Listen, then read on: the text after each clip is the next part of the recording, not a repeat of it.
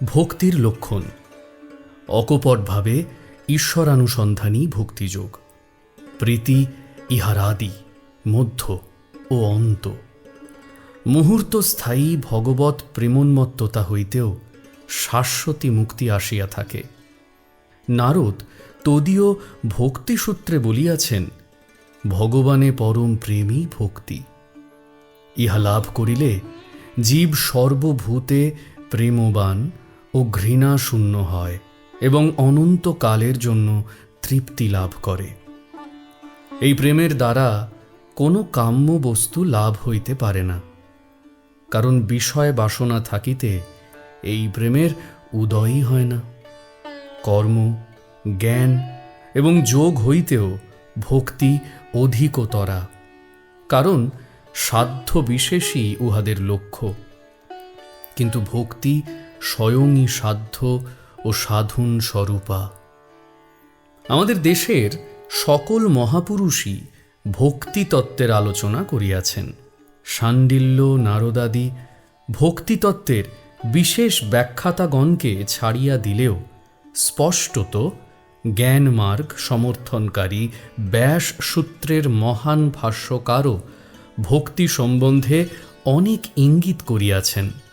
সমুদয় না হোক, অধিকাংশ সূত্রই সূক্ষ্ম জ্ঞানসূচক অর্থে ব্যাখ্যা করিবার আগ্রহ ভাষ্যকারের থাকিলেও সূত্রগুলির, বিশেষত উপাসনা বিষয়ক সূত্রগুলির অর্থ নিরপেক্ষভাবে অনুসন্ধান করিলে সহজে তাহাদের ঐরূপ ব্যাখ্যা চলিতে পারে না। সাধারণত লোকে জ্ঞান ও ভক্তির মধ্যে যতটা পার্থক্য আছে মনে করে, বাস্তবিক তাহা নাই। ক্রমশ বুঝিব জ্ঞান ও ভক্তি শেষে একই লক্ষ্যে মিলিত হয়। দুর্ভাগ্যবশত জুয়াচোর ও গুপ্ত বিদ্যার নামে ছলনাকারীদের হাতে পড়িয়া রাজযোগ প্রায়ই অসাবধান ব্যক্তিদের চক্ষে ধূলি নিক্ষেপের উদ্দেশ্যে ব্যবহৃত হয়। এরূপ না হইয়া মুক্তি লাভের উদ্দেশ্যে অনুষ্ঠিত হইলে রাজযোগও সেই একই লক্ষ্যে পৌঁছাইয়া দেয়। ভক্তিযোগে এক বিশেষ সুবিধা, উহা আমাদের চরম লক্ষ্য ঈশ্বরে পৌঁছিবার সর্বাপেক্ষা সহজ ও স্বাভাবিক পন্থা। কিন্তু উহাতে বিশেষ বিপদাশঙ্কা এই যে নিম্ন স্তরের ভক্তি অনেক সময় ভয়ানক গোঁড়ামির আকার ধারণ করে। হিন্দু, মুসলমান ও খ্রিস্ট ধর্মান্তর্গত গোঁড়ার দল এই নিম্ন স্তরের ভক্তি সাধকগণের মধ্যেই সর্বদা বিশেষভাবে দেখিতে পাওয়া যায়। যে ইষ্টনিষ্ঠা ব্যতীত প্রকৃত প্রেম জন্মে না, সেই ইষ্টনিষ্ঠাই আবার অনেক সময় অন্য সকল মতের উপর তীব্র আক্রমণ ও দোষারোপের কারণ। সকল ধর্মের ও সকল দেশের দুর্বল অপরিণত মস্তিষ্ক ব্যক্তিগণ একটিমাত্র উপায়েই তাহাদের নিজ আদর্শ ভালোবাসিতে পারে। সেই উপায়টি অপর সমুদয় আদর্শকে ঘৃণা করা। নিজ ঈশ্বরাদর্শে, নিজ ধর্মাদর্শে একান্ত অনুরক্ত ব্যক্তিগণ অন্য কোনো আদর্শের বিষয় শুনিলে বা দেখিলে কেন গোঁড়ার মতো চিৎকার করিতে থাকে, তাহার কারণ ইহা হইতেই বুঝা যায়। এরূপ ভালোবাসা যেন প্রভুর সম্পত্তিতে অপরের হস্তক্ষেপ নিবারণের জন্য কুকুর সুলভ সহজ প্রবৃত্তির মতো। তবে প্রভেদ এই, কুকুরের এই সহজ প্রবৃত্তি মানব যুক্তি অপেক্ষা উচ্চতর। প্রভু যে বেশ ধরিয়াই আসুন না কেন, কুকুর তাহাকে কখনো শত্রু বলিয়া ভুল করে না। গোঁড়া কিন্তু সমুদয় বিচার শক্তি হারাইয়া ফেলে। ব্যক্তিগত বিষয়ে তাহার দৃষ্টি এত অধিক যে কোন ব্যক্তি কি বলিতেছে, তাহা সত্য কি মিথ্যা, তাহা শুনিবার বা বুঝিবার কোনো প্রয়োজন সে বোধ করে না। কিন্তু কে উহা বলিতেছে, সেই বিষয়েই তাহার বিশেষ দৃষ্টি। যে লোক সমতাবলম্বী ব্যক্তিগণের উপর দয়াশীল ন্যায়পরায়ণ ও প্রেমযুক্ত, সেই নিজ সম্প্রদায়ের বহির্ভূত ব্যক্তিদের অনিষ্ট করিতে ইতস্তত করে না। তবে এই আশঙ্কা কেবল ভক্তির নিম্ন স্তরেই আছে। এই অবস্থার নাম গৌণী। উহা পরিপক্ক হইয়া পরাভক্তিতে পরিণত হইলে আর এরূপ ভয়ানক গোঁড়ামি আসিবার আশঙ্কা থাকে না। এই পরাভক্তির প্রভাবে সাধক প্রেমস্বরূপ ভগবানের এত নিকটতা লাভ করেন যে তিনি আর অপরের প্রতি ঘৃণার ভাব বিস্তার করিবার যন্ত্রস্বরূপ হইতে পারেন না। এই জীবনেই যে আমরা সকলে সামঞ্জস্যের সহিত চরিত্র গড়িয়া তুলিতে পারিব, তাহা সম্ভব নয়। তবে আমরা জানি যে চরিত্রে জ্ঞান, ভক্তি ও যোগ সমন্বিত হইয়াছে, সেই চরিত্রই সর্বাপেক্ষা মহৎ। উড়িবার জন্য পাখির 3টি জিনিসের আবশ্যক: 2টি পক্ষ ও চালাইবার হালস্বরূপ একটি পুচ্ছ। জ্ঞান ও ভক্তি 2টি পক্ষ, সামঞ্জস্য রাখিবার জন্য যোগ উহার পুচ্ছ। যাহারা এই 3 প্রকার সাধন প্রণালী একসঙ্গে সামঞ্জস্যের সহিত অনুষ্ঠান করিতে না পারিয়া ভক্তিকেই একমাত্র পথ বলিয়া গ্রহণ করেন, তাহাদের পক্ষে এটি সর্বদা স্মরণ রাখা আবশ্যক যে বাহ্য অনুষ্ঠান ও ক্রিয়াকলাপ প্রথম অবস্থায় সাধকের পক্ষে অত্যাবশ্যক হইলেও ভগবানের প্রতি প্রগাঢ় প্রেমের অবস্থায় আগাইয়া দেওয়া ব্যতীত এগুলির আর কোনো উপযোগিতা নাই। জ্ঞানমার্গ ও ভক্তিমার্গের আচার্যগণের মধ্যে সামান্য একটু মতভেদ আছে, যদিও উভয়ে ভক্তির প্রভাবে বিশ্বাসী। জ্ঞানীরা ভক্তিকে মুক্তির উপায় মাত্র বলিয়া বিশ্বাস করেন, কিন্তু ভক্তেরা উহাকে উপায় ও উদ্দেশ্য একাধারে 2 মনে করিয়া থাকেন। আমার বোধ হয় এ প্রভেদ নামমাত্র। প্রকৃতপক্ষে ভক্তিকে সাধন স্বরূপ ধরিলে নিম্ন স্তরের উপাসনা মাত্র বুঝায়। আরেকটু অগ্রসর হইলে এই নিম্ন স্তরের উপাসনাই উচ্চ স্তরের ভক্তির সহিত অভিন্ন ভাব ধারণ করে। প্রত্যেকেই যেন নিজ নিজ সাধন প্রণালীর উপর ঝোঁক দিয়া থাকেন। তাহারা ভুলিয়া যান প্রকৃত জ্ঞান অযাচিত হইলেও পূর্ণ ভক্তির সহিত আসিবেই আসিবে, আর পূর্ণ জ্ঞানের সহিত প্রকৃত ভক্তিও অভিন্ন। এইটি মনে রাখিয়া বুঝিবার চেষ্টা করা যাক। এ বিষয়ে বেদান্তের মহান ভাষ্যকারেরা কি বলেন?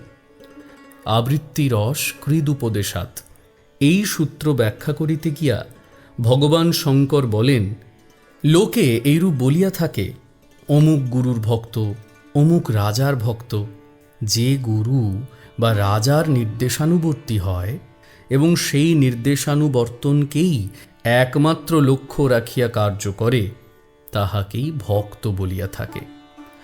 লোকে আরও এইরূপ বলিয়া থাকে, পতিপ্রাণা স্ত্রী বিদেশগত পতির ধ্যান করিতেছে। এখানেও একরূপ সাগ্রহ অবিচ্ছিন্ন স্মৃতি লক্ষিত হইয়াছে। শঙ্করের মতে ইহাই ভক্তি।